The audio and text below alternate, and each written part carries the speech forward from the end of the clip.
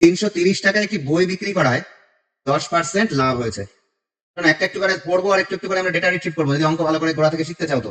ঠিক আছে, তাহলে 10% লাভ হয়েছে। ঠিক আছে, এখানে কোনো মূল্য উল্লেখ করে দেয়নি কোন মূল্যের উপরে 10% লাভ, তার মানে আমরা বাই ডিফল্ট কস্ট প্রাইসের উপরে লাভ হয়েছে ধরে নেবো।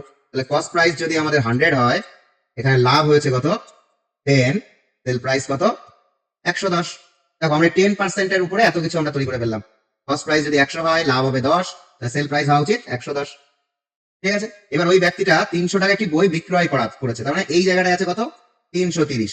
তাহলে কস্ট প্রাইসটা কত এটা আমাদের বের করতে হবে, ঠিক না? তাহলে যেটা বের করতে হবে সেই প্রাইসটাকে উপর দিয়ে আমাদের গুণ করে দিতে হয়। তাহলে আমাদের কি করবো, 330 কে একটা রেশিও দিয়ে গুণ করবো, যেই জায়গায় এক্স মার্ক থাকবে সেই সংখ্যাটাকে উপরে দেবে।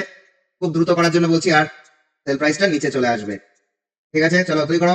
তাহলে এটা দিয়ে কাটলে 3, তাহলে 300। তাহলে আমাদের কস্ট প্রাইসটা হলো 300। এইবার পরের ধাপে যাই, স্টেপ 2। এইবার বলেছে বইটি বিক্রয় করলে কত টাকায় বইটি বিক্রয় করলে 15% লাভ হবে। 15% লাভ মানে তারপরে এবার কি করবো, আমাদের নতুন সেল প্রাইসটা বের করতে হবে।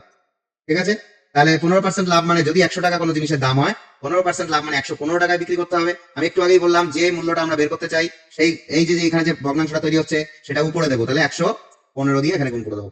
এটা দিয়ে কাটলে কত 3, 3 দিয়ে এটাই গুণ করো, 3 5 15 5, হাতে 1, 3 11 33, আর একে 34, 345 টাকা।